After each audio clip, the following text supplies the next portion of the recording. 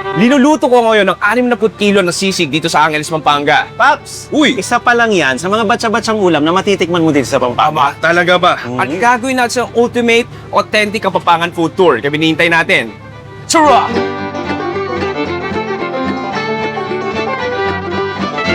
Last time, nakita nyo kami ni Cabs Chess na kumain ng iba't ibang manyaman Kenny na putok-batok food sa Pampanga. Itong gravy niya, putok-batok yan. Ha? At sa video na to, ngayon naman, magpakalalim tayo at usisain natin ano nga ba talaga ang masarap na pagkain ng mga Kapampangan mula sa karinderya na nagbebenta ng literal na batsa-batsa ng ulam na umaabot ng 30 putahe. Nung unang pagpasok ko pare, akala ko may maglalaba. Hinahanap ko yung Tide Bar, pero hindi. Ang nakikita ko nakalagay sa mga batsa-batsa, lechon kawali. Isang sikat na pansita sa lumang palengke sa San Fernando. Sino nagluto nito? Ang sarap! Ang sarap nga.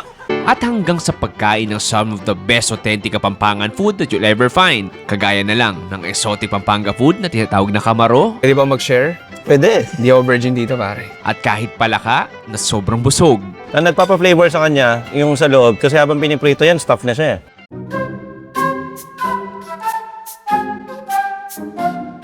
At simulan natin sa isang bigating almusal sa isang karinderya na hindi magkamayaw sa pagluluto ng isang damakmak na pagkain Kapampangan.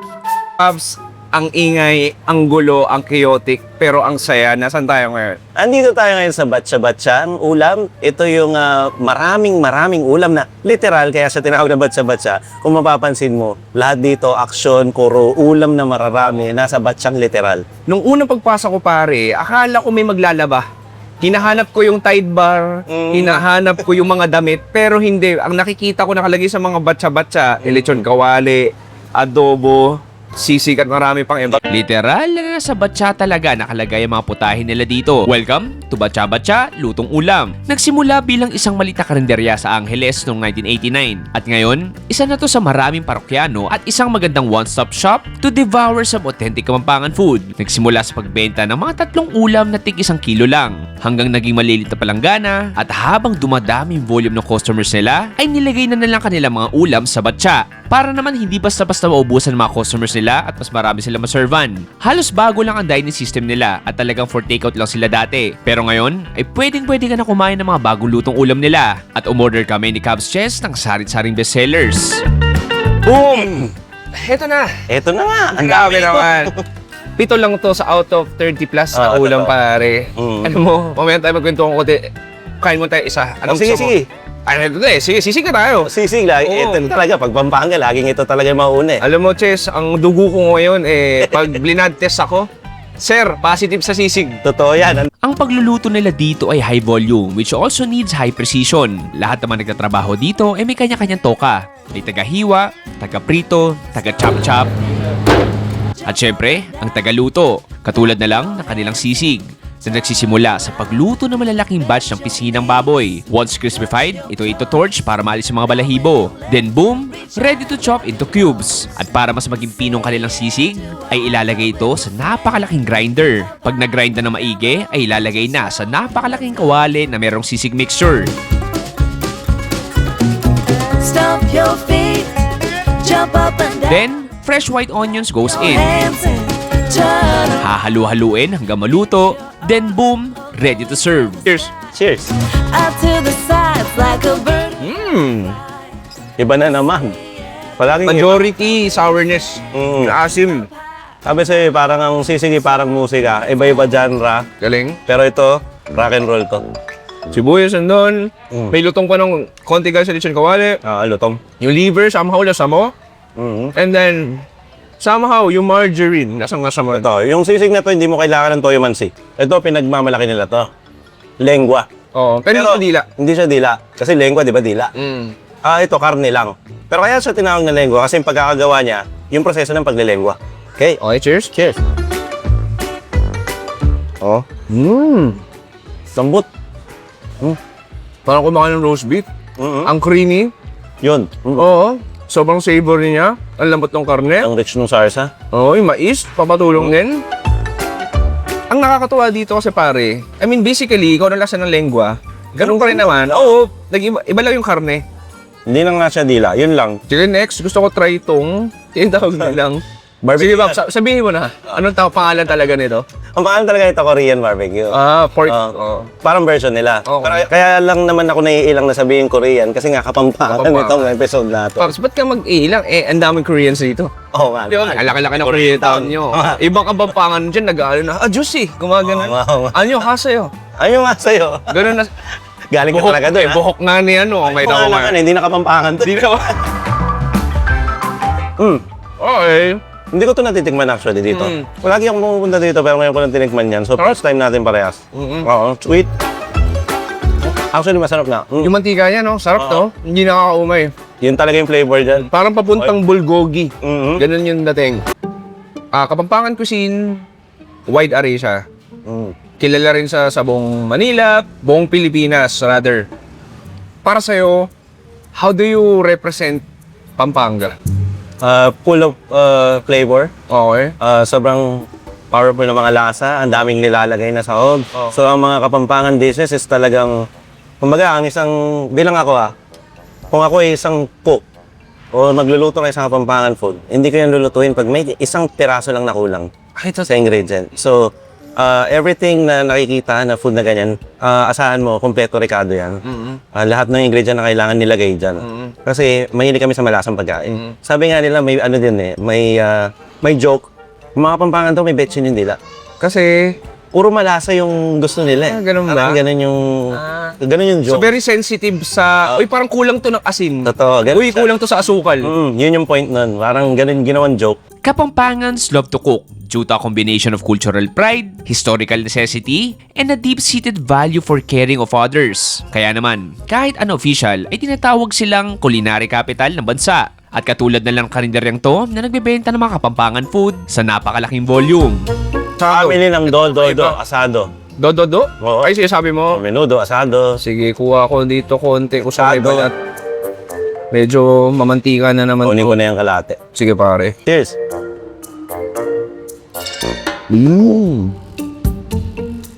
Sarap. Savory. Parang may marinade yung karne. Wow, parang sarap yun. Alam mo, dami kasi asado, Chinese asado, bilondo, dami. Pwede na nakakain ng gatong flavor palette ng asado.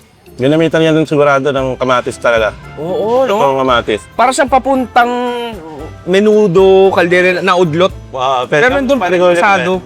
Pero papunta sa asado talaga. At ang parang ano ng Kapampangan asado is talagang minamarinate yung karne. yung Kasi lechon kapag kawali. tinanong mo batsa-batsa, mismo yung cook nila, ano ba yung best na orderin dito bago kami mag-umpisa?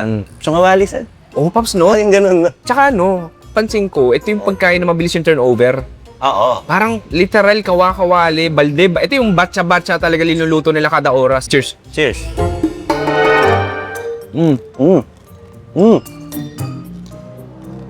Okay.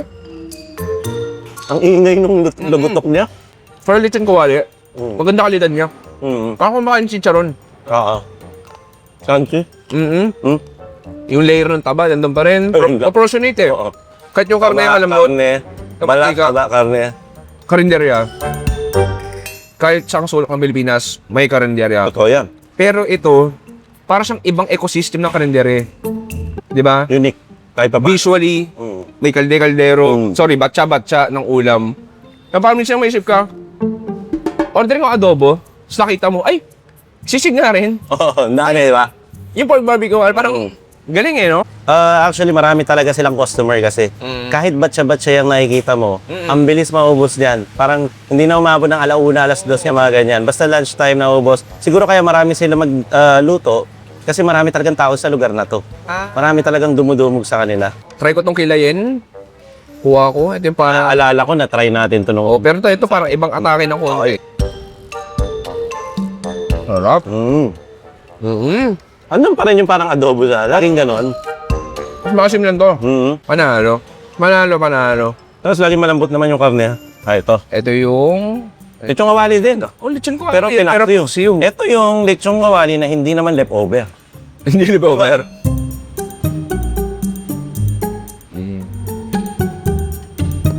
Ano kaya? Parang ang adobo, no? Adobong paksiw. Oo. Tamis nandun. Yung laurel, lasang-lasa mo. Ma-pepper din, malambot. Mabawang. Bawang, definitely. Sarap. sa isang kainan, pag sobrang dami, alam mo yan, restaurant owner ka pag sobrang dami mong sinuserve, may possibility na yung Lalaglag ulam, yung iba. yung quality, malalaglag. Mm. Pero so far Mm. walang tapon pare. Kasi, isa nga ang cook nila. Yung si Kuya kanina, yun yung main cook nila. Yung iba, tinutulungan na lang siya. Galing, quality May control. nagalagay lang. so Pero siya- siya lahat yan. Sweetie ka quality control. No? Dito pa lang sisimula yung food trip natin. Almusal pa lang to. Simula, Oo. pero ang dami na agad. May mga ilan pa tayo pupuntahan dito sa Pampanga.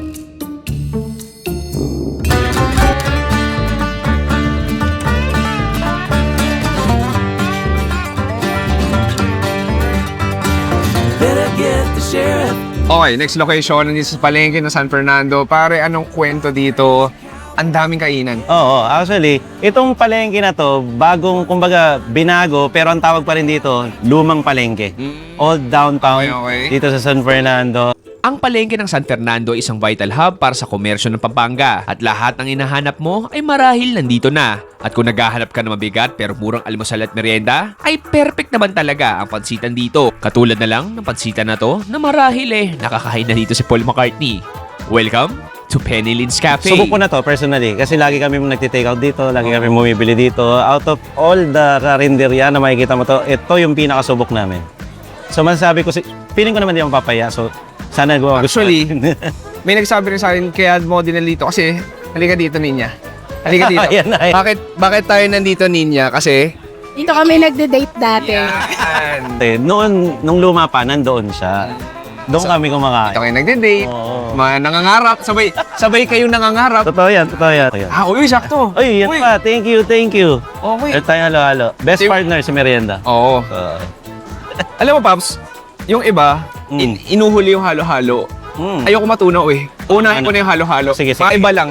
Ano to, Paps? Ano tong brown na to? Beans? Beans, Medyo kakaiba nung ngayon nakita ng halo-halo. Simple lang. Oo. Di, tsaka more on brown and yellow yung kulay niya. Okay, kuha ako konti. May beans.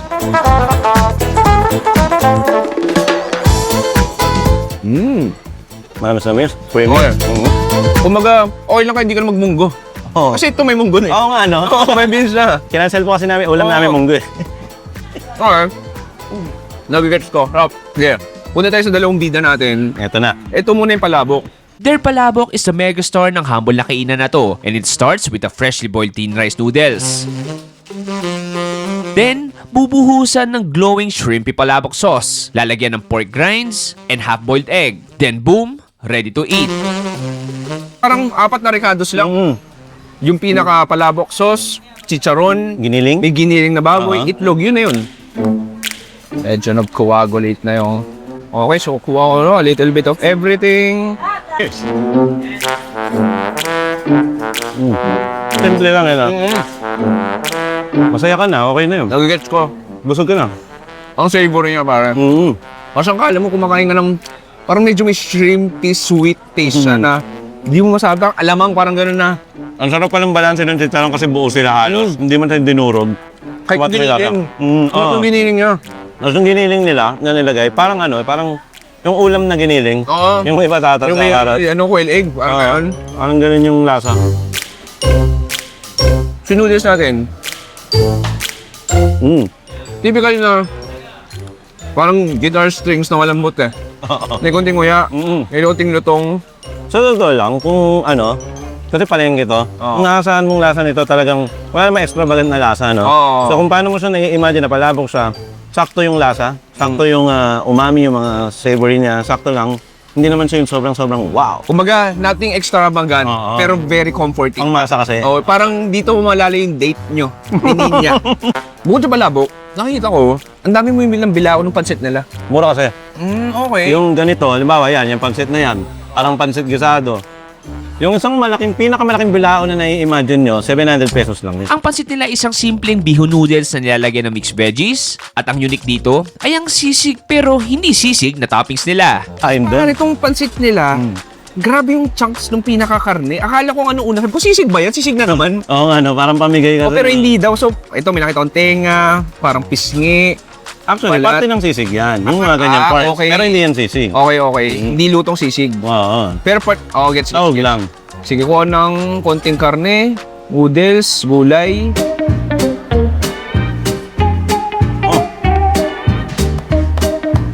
Sino nagluto nito? Happy birthday. Sino nagluto nito? Ang sarap! Ang sarap nga. Actually, hindi ko to kinakain dito ha. Palabok lang kinakain ko dito eh. Pero ngayon ko lang tingnan to. Bob, ayun ko lang ginawa ito sa Oo, vlog ko. talaga? Ang Sulat ha. Oo. Kailangan kong gayahin. Standing ovation po. Sa Pilipinas, ang dami ng klaseng pansit canton, pansit quesado. Paano ma-differentiate? Ito ma-differentiate mo talaga sa karne nila. Parang ano nga, papuntang sisig na hindi maasim. Oo nga eh. Ang lambot ng karne. Sinahog nila. Oo. Lagyan mo lang yan ng mga sibuyas. Kaya naman, Ay, sisig na yan. Totoo. Tapos ang lambot ng noodles, yung wokhe aroma nandun. Oo nga, no? Meron tayo dito yung mga typical na pang turista na susis. Ay, oo. Ano pa ba? Like, Susis, rason. yan magkaka-save wavelength sila. Pero, di nila alam na iba yung pansit gaming dito sa sa Pampanga. Anyway, di pa natapos yung food trip natin dito. May isa pa tayong pupuntahan. Masasabi man natin tong legendary. Legendary, super. Legendary. Kung legendary din naman to, 1945 pa to eh. Oo, legendary talaga to. Sabi pupunta natin, legendary din. Okay, let's go. So another legendary. Yan mo sabi. Sarap.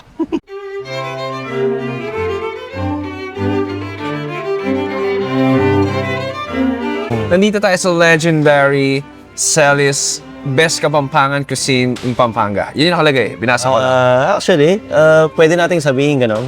Celis Carinderia, pero madalas tawagin to Carinderia ng mga artista. Kung usapang Pampanga food legend, aba, hetong huling food spot natin is the place to be. From celebrities, successful people, and ordinary Kapampangan food lovers, ang Celis ay ang isa sa mga haligi ng pagkain Kapampangan. Nagsimula pa noong dekada 70 at ito ay isa sa mga klasikong turo-turo kainan sa Pampanga. At aminin ko, maraming potahe dito na tila banyaga sa aking dila. If you wanna taste like some authentic Kapampangan cuisine, dito sila pupunta. Okay. Well, totoo naman. Yung mga inain nila talagang pangkapaman. Ultimo exotic. Yeah, that's what I'm talking about. Like, may mga few favorites tayo dito, Kapampangan favorites, pero may makakita rin ako exotic food. Mamaya na tayo nun. Okay. Digin muna tayo sa mga normal. Normal muna. Sige, sige. Alam mo, Paps, tirahin muna natin itong pork barbecue nila. Cheers, pare. Cheers. Ang galing. Sobrang hydrated nung barbecue. Hindi siya nag-dry talaga. Tapos ang lambot naman. Gusto nyo siya, Paps, no? May ibang klaseng tamis siya. Yung tamis niya parang tosino. Wow. Smoky. Parang gano'n, no? Alam mo yung sa ham? Ay, oo. Ayun. Parang ham. Oo nga, galing, galing. Hindi siya yung typical na barbecue talaga. Parang... Iba, hindi siya kanto barbecues. Yan. Seller ng karinderian to. Bestseller talaga to. This crab omelette is one of Celis' iconic dish. Scrambled egg with flavored and marinated crab meat.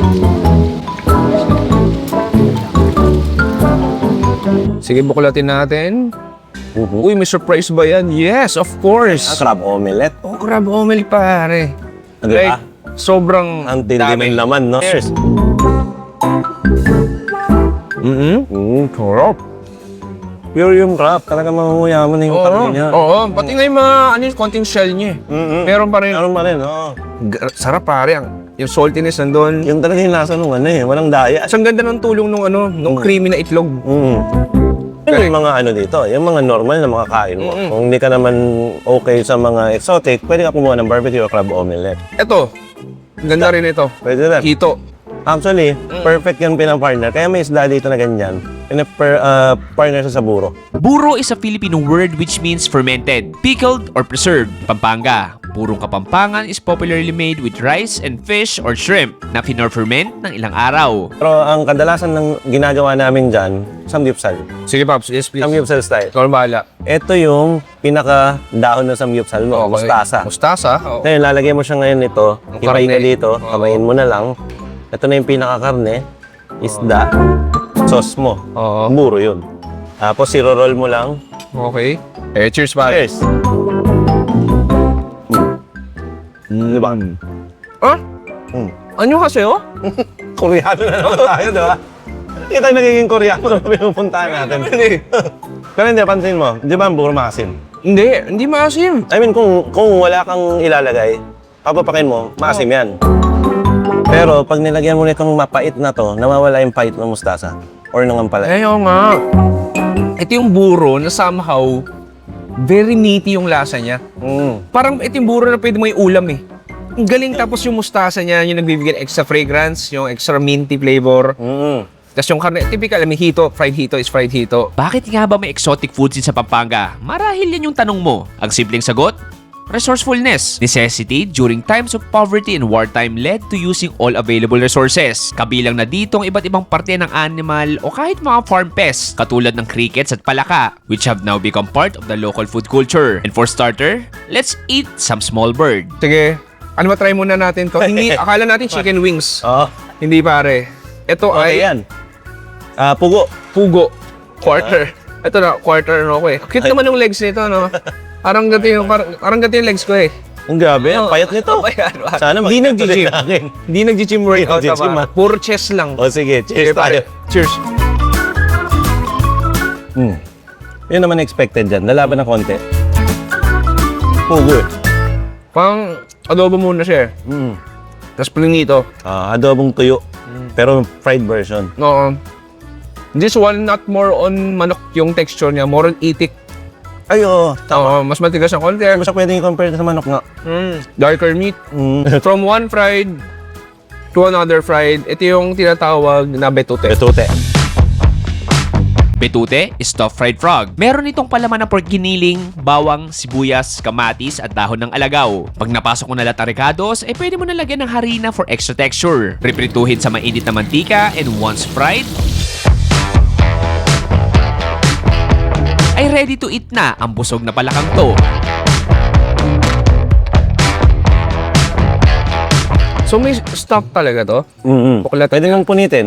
Oh, nice. Grabe ang juicy niya. Oh, nice. Sumasabog sa Oo. So may giniling siya sa loob. Wow! Sarap pare. Kakukuha ko lang yung buto eh. Parang ano, kung may papatikim ka, mayari, uy guys, nakatingin kayo ng palaka. Parang pag ito yung unang pinatikim mo sa nila, hindi sila masyasyak eh. Alam mo yung kino-compare mo kanina yung pugo, hindi pwedeng i-compare sa Oo. Ito pwede mo i-compare. Pwede, totoo. Ang palaka. Ang nagpapa-flavor sa kanya, yung sa loob, kasi habang piniprito yan, stuff na siya eh. Oo. So habang pumiprito yan, dun sa loob, parang kumukulo na lahat ng flavor. Galing. Kahit yung giniling niya, yung lasa parang may chili con na mga garlic. Tapos nakikita ko parang may mga carrots pa siya at kung ano-anong dahon. Ang kamaru, aka mole crickets, are often found in rice fields. Pero dito sa Pampanga, ginigisa ito into a perfect luxury dish. It starts sa paggisa ng bawang, malalaking gayad ng puting sibuyas, at lalagyan ng red tomatoes. One's got funny looking boots and a hat. Pagkalabas ng juices ng kamatis ay papalanguyin ng iba't ibang kamaru natin. He's riding on a pig. Lulutuin hanggang maging brown at ma-absorb ng kamaru ang lasa ng gisa. The sheriff, And boom, ready to serve. 5 crazy cowboys headed. Ito, talagang nilas natin yan eh. Medyo para sa mga baguhan, medyo Pwede ba mag-share? pwede. Hindi ako virgin dito pare. Uy, na-try mo na yan ha? Try ko na. Oh, sige. Pero, yung gantong klaseng gisado, first time siguro. I mean, nakakain ng araw-arawan sa Ilocos Norte. Hindi ko alam kung pareha sila. Pag ganitong luto kasi, parang kapag kinagat mo to, ramdam mo siya. Ay, sige. Gusto ko yan. Ramdam mo na... Mas ramdam mo siya. Ito mong, nakatuwa yung kamaroy, no? Tatanungin mo, ano lasa niya? Ngayon ko i-explain. Hindi siya lasang insector. Kala mo parang kumakain ka ng seafood o isda. Para sa akin, pagka prito, ang lasa niya, ano, Kasi iba nga, no? parang lasang piniritong balat-balat. Yung pagkalutong niya, parang yun yung mga, ewan ko, parang wings niya o shell niya. Tapos pag kinagat mo, may mga juices siya. Oo. Iyon nga yung, yung difference kapag hindi siya prito. May konting anggo din siya. Oo, lalabas kasi yun eh. Yung mga jelly-jelly niya. Pero, yung maganda dito, sarap ng pagkagisa. Oo. Yung kamatis, Actually, yung kamatis yun yung pinakanalalasahan mo eh. Tingin mo, sa modern age ng food scene ngayon, hindi lang sa Manila, lalo din sa Pampanga, kamusta nagko-cope up yung Pampanga? Like yung mga restaurants, yung dahil sa age of social media, like, kahit pa paano ba, medyo natatabunan ba yung mga traditional na pagkain katulad nito? kung usapang Pampanga, dito lang kami sa area na to, yung mga pagkain namin is, andyan pa rin naman. Susuportahan pa rin at katulad nitong pinuntahan natin ngayon, andyan pa rin yung mga Kapampangan, ang dami nila kumakain pa rin sa mga ganitong pagkain, mas gusto nila to. Well, in terms of social media, parang natatabunan ng konti. Pero yung mga suki naman ng mga ganitong restaurant at paborito yung mga ganito, andyan pa rin naman. Hindi ko lang masabi na natatalo na ba ng social media kasi nakikita ko nagtatribe pa rin naman ang mga pagkain dito sa Pampanga. So masasabi mo na yung mga lumang pagkain ng Pampanga kay dati pa, buhay na buhay pa rin. Buhay pa rin. Kailangan mo lang hanapin kung nasan yun. Oo. Yun yung i-discover mo kung talagang adventurous ka. It tastes kinda bitter to say I'm sorry. Sa dalawang video na ginawa natin sa Pampanga, sana mas nakilala nyo ang Kapampangan Cuisine. Pagkain na sentro ng kulinarya, mga pagkain na hindi pangkaraniwan, mga paraan na nagmula pa sa matagal na nakaraan, at higit sa lahat, sana ma-appreciate natin ang bawat kusinero sa likod ng mga putahing manyaman. Na tila hindi tayo tinipid sa Ricados at pinagsilbihan tayo ng buong puso nila. Para lahat tayo, sa bawat kagat natin ng pagkain Kapampangan ay mapapasabi tayong Manyaman Kenny. Boom! Pare, dito nagtatapos ang ating authentic Kapampangan food tour. Cubs Chess, maraming salamat. Maraming salamat na pumasyal ka dito sa hometown namin at sana na-enjoy mo yung mga pagkain. Of course, pare, kitang-kita naman. Uy! Kabusog May patikim mo ng monte. Gusto promote. Maraming sa inyo at sana mapasyalan nyo rin ang aming Team Kalas TV YouTube channel dahil ganito din ang ginagawa namin. Naglalakbay para kumain. Subscribe nyo, Team Canlas TV. Salamat. Manyaman Kenny. Maraming salamat sa panonood. Si Chewy, kasama si Cubs Chess dito sa Pampanga. Nagsabi, stay safe. Good night and goodbye. Bang! Pops, sasayaw ka na ba? Ay, hindi. Hindi. Mag-exercise ako. Tara, gym tayo. Ansan? Good day, Johayan.